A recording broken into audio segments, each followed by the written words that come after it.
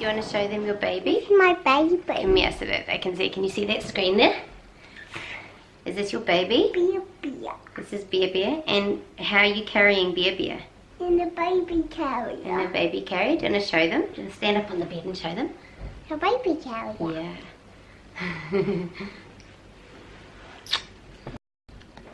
Hey guys, if this is your first time here, welcome to the Mermaid Mama. My name is Hannah and this is Toto. Toto, come here. Come here. Isn't he cute? And that was Romeo. And Romeo is my 5-year-old son that we are homeschooling here. And this is Toto, who is a 10-year-old vegan dog. So healthy. Hey Bubba. And I do videos on veganism, minimalism, living waste-free, unschooling and tropical living.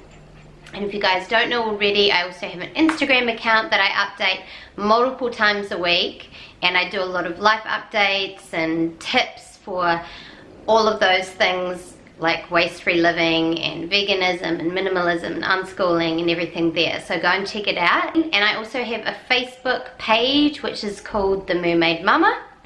So go and check that out as well.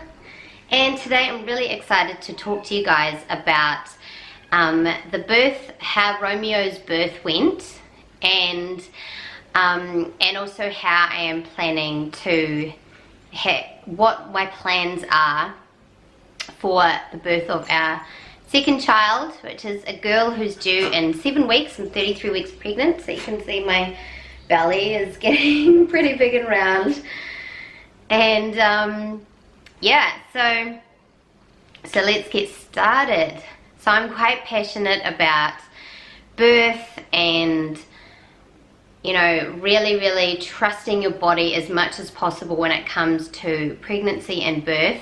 So Romeo, who is 5 now, as I said before, so when I gave birth to him, I was honestly in a very different place health-wise. I wasn't vegan.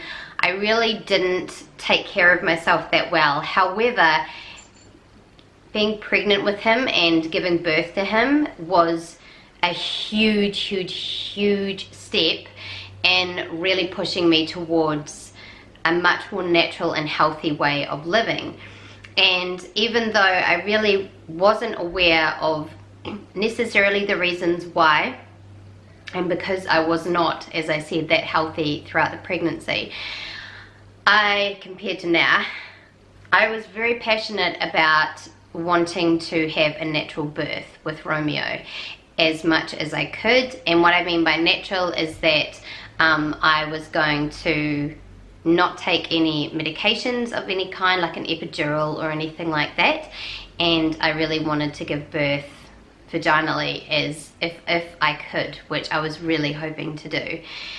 And so this is how the labor went. So I was 40 weeks and 6 days pregnant with Romeo, so he was 6 days over, and I was feeling very pregnant. I was very much wanting to meet him. I really wanted him out. I felt really heavy and really pregnant. And at about 3:45 in the morning, I got up to go to the toilet, and I felt what felt like a really strong contraction. And then I had another one 2 minutes later, and this continued, and they were very close together. This is not a normal, it's not normally like this. Normally the start of labor is, the contractions are much further apart and you have a lot more time in between, and they're usually not as intense as they were when they started. So I honestly didn't actually know if I was in labor, because it wasn't really starting like, I guess, a typical labor. But we contacted the midwife after about half an hour of these really consistent contractions and let her know. And this continued. So they slowly got more and more intense. I was having a pretty rough time because they were so close together, and I did think at the time that this meant that the labor was probably going to be fairly quick because they were so close together, and I was definitely wrong about that. I had a long way to go, and at this point I couldn't do a lot of the kind of standard things that you get told to do when you're in this part of the labor, the early part of the labor, which is, you know, go for a walk, distract yourself with movies and things, because honestly within a couple of hours I was crying out in pain with these contractions every 2 minutes, and I didn't feel like eating because they were just so close together. I wasn't really getting a break in between. So it was a pretty intensive start to the labor, and overall the labor was extraordinarily intense. And so this continued, and so I had planned for a hospital birth, which I felt happy about at the time. I had quite a lot of medical history issues with things like endometriosis and other things, which I'll talk about in a separate video because it's just a whole nother video. And so at that time in my life, I just felt a lot safer and happier about having a hospital birth. But as I said, I really wanted to do it naturally. I didn't want any intervention if possible. And I had a midwife who supported these goals of mine, and she was very much on board. She was not anti-medication or the use of it, but she definitely was really supportive of my decision to do this, which was really great. So she came and checked on me. So these contractions continued happening. It was really intense. So I was at home at this point with Nick, and he was amazing. He was incredible. He really took such great care of me. And I know that it was really tiring for him because he would go off to do something like grab a bite to eat or get some food or go to the toilet, and he would hear me screaming in the background every couple of minutes. And so it was pretty tough for him to do anything for himself at all and take care of himself. So I'm really grateful to have such a supportive husband, and yeah, he was amazing. And so they continued like this, and then it was about 6 or 7 hours into it that the midwife came over. So at this point I honestly thought, you know, we must be really close now. I must be fully dilated. You have to be 10 centimeters dilated in order to push the baby out. And so I was thinking I'd be 8 centimeters or around there, and I definitely thought, you know, we're going to be going to the hospital soon, and I'm going to be giving birth to this baby soon. And it was not the case at all. The midwife came and checked my cervix, and I was not even dilated 1 centimeter. So not only was this really, really, really intense, and I was in a lot of pain, I was very tired, and I was struggling to cope with the pain, but I also was not, the labor was not progressing as far as, you know, I was a long way off being able to actually give birth to Romeo. So I was getting a little bit frustrated at this point, and it felt really, really, really tough. And so this basically continued. The midwife would go away and she would come back again and check on me, and Nick eventually decided after maybe about 10 hours that he really needed to get some food into him, and he was not able to do that just with him there with me by ourselves. And so he called my mum over, and she came over with my 2 siblings, my brother and sister. My brother's younger than me, my sister's older. And I remember my sister came into I was in the bar. So we're basically throughout the labor up until this point, we were at home this whole time, and I had gone between lying on the bed and then going into the bathroom and going between the shower and the bath, and I was kind of moving from side to side a lot, rocking. I just wanted to keep moving, keep moving, keep moving. And so that's what I did. And I remember I was in the bath, and I was standing up when my sister came over, and she looked at me and went, "Oh honey, take the drugs," because she could just see that I was in so much pain. and it was really hard for my mum to see me there as well, which is why it's so important to have people around that are going to be able to be really okay with seeing you in that pain and really help you through it, because it was so important to me to not have pain medication if I could avoid it. And so if you have that, or even if you're not, even if you're going with the epidural or whatever, then it's really important that you have people that are going to be really okay with seeing you in this. It is a natural state. It doesn't feel like it at the time, because it's like, for me it was very intense pain, and for most women it is, but it is a very natural process, and so that's really important. And Nick was incredible like that. But they were all really helpful. They managed, they were able to give Nick food and walk Toto and give Toto food and all that sort of stuff, so that Nick could kind of replenish himself a little bit and be there for me. So this basically continued. So the contractions throughout the entire labor process, and I'll tell you how long the whole labor was soon, they were literally 2 minutes apart the entire labor, and they were they got more and more intense, to the point where I was just completely blacking everyone out around me. I couldn't really talk. I was just so focused on just getting through that pain, and I was really struggling. And so 15 hours into this, my midwife had come over again. So she came over, I think she came and visited 3 times at the home, 2 or 3 times. And she was only a phone call away, but at this point, this is what they tend to do. They kind of come in and out and kind of check on you sporadically. And she offered me something called Pethanol, which I turned down. And Pethanol is an injection, it's a pain relief injection that is put into your thigh, and I'd actually had it years ago for endometriosis symptoms, and it made me extremely drugged. Like, it was like I was really drunk. And so I knew I would not be able to focus on pushing my baby out with this medication, and it would definitely take away the pain, but it would also take away my ability to focus, so I turned that down.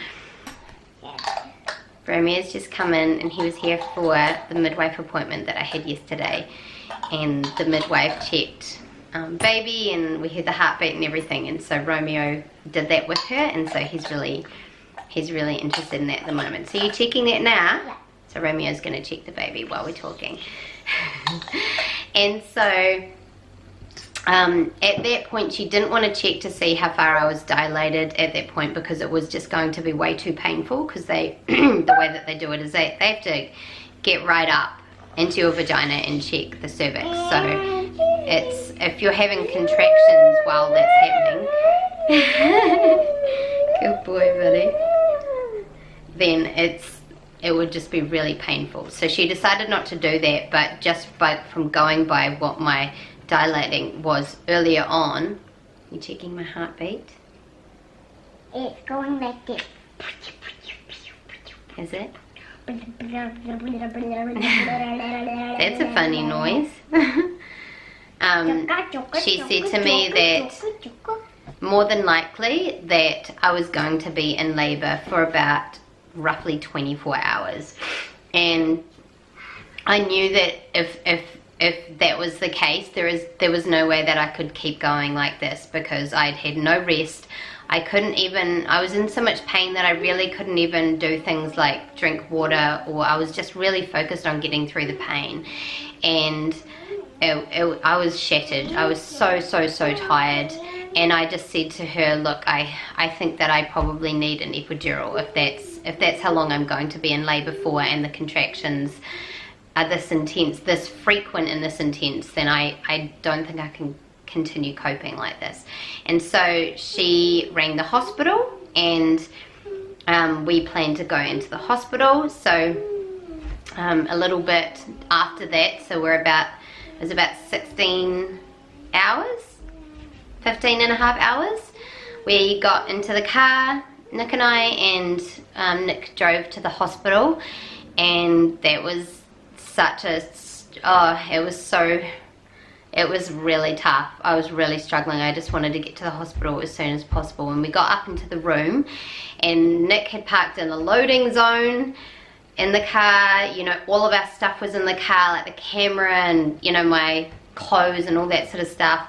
And we went up into the room, and the anaesthetist came in and talked to me, and my midwife was there, and she came and talked to me about the epidural, and I wrote up the consent form, and she went away to get the, I don't know what it's called, but the thing that they put into you to administer the epidural. And at this point, even though I really didn't want to have the medication, that I was struggling, and the thought of coping with this for another, 7 hours or whatever it was just way too much for me. So then suddenly, so when the anaesthetist left the room, I just turned to Nick and said, oh my gosh, I need to go to the toilet so bad. And so I have to go right now. And so there was a toilet in my room. At this point as well, I should say that I wanted to have a water birth. That was always, what I really wanted was to have a water birth. But at the time, they only had a certain amount of rooms with pools available at the hospital that I went to, and they were all completely taken up. So unfortunately, I was not able to have access to a pool, and I'm still really gutted about that, because I know that it would have been really incredible. Anyway, so I just felt this enormous need to go to the toilet. So I went into the toilet, and I made this really grunting, deep, like pushing noise. And I honestly just thought I needed a poo. Like, that's what it felt like. Like, I was just like, I have to poo now. And it was so intense. It was just like more powerful than anything else. And Nick was in there with me, and Jody, my midwife, said, Hannah, are you pushing? And I said, no, I just need to, poo, that's all I need. And she was like, that sounded like you were pushing. She said, do you feel the need to push? And I said, yeah. And so she got me down on the bed, lying down on the bed, and she checked me, and I was fully dilated, and baby was coming out, but I was ready to push. And at this point, I was honestly really wanting the pain medication, because I had psyched myself up into thinking I was going to get it at this point. And so I was really disappointed. Obviously afterwards I was so stoked, and I'm still really grateful that it worked out the way that it did. And so yeah, so I started pushing. I got onto my hands and knees, and it took, I believe, 50 minutes of pushing, and my beautiful baby boy came out. And yeah, it was incredible. So it's so hard to describe it. It's like the biggest marathon you'll do in your life. There was so much effort. Bye. It was so much effort, and it was so physically so demanding, but I was so focused as well. And and I remember, and when he came out, he had the cord wrapped around him 3 times, and he had swallowed a little bit of meconium, but he was totally fine. They checked him over and he was totally fine, and they put him on me, and I just couldn't believe it. It was just the most beautiful moment of my entire life. It was incredible, and we had skin to skin, and I had my first breastfeed, and it was incredible. He just knew what to do. It was so beautiful and so perfect. And Nick watched everything. He was the most amazing partner. He was just so supportive, and he was so overwhelmed with joy and happiness, and he was really overwhelmed by what my body had done as well. It changed the way that he saw me in a really positive, beautiful way. It was incredible. The only downside with the labor was that I had 3rd-degree tearing, and that was probably because he was quite a big baby for me. He was 7 pounds 10, and I'm quite little. But honestly, I had surgery from that after having a lot of skin-to-skin time and breastfeeding Romeo. I had my surgery. Here's a bottle of rum for you. Are you a pirate that drinks rum?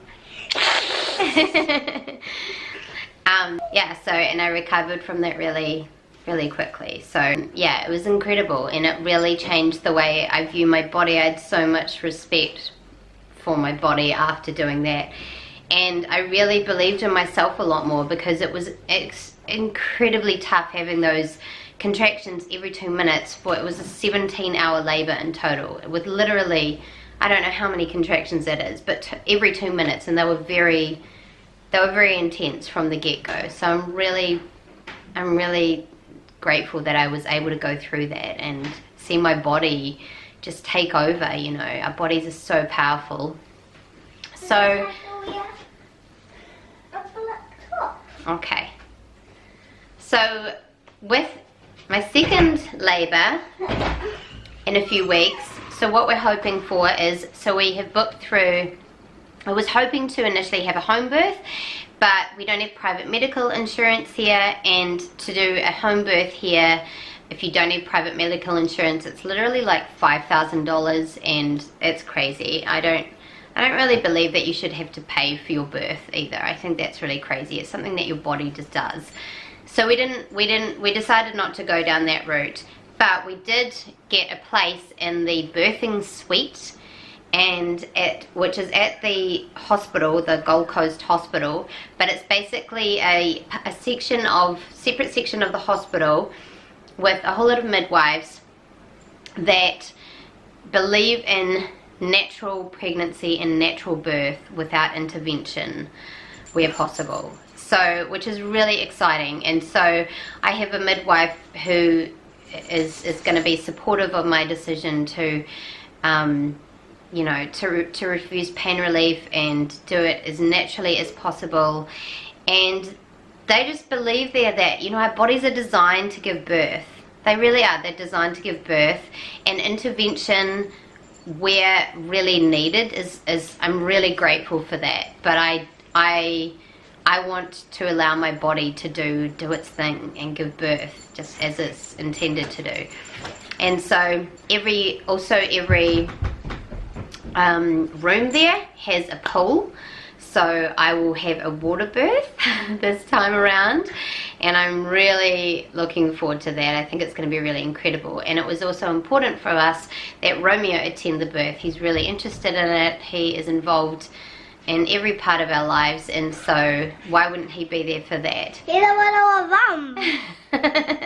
Pirate Romeo. He's a little rum for you.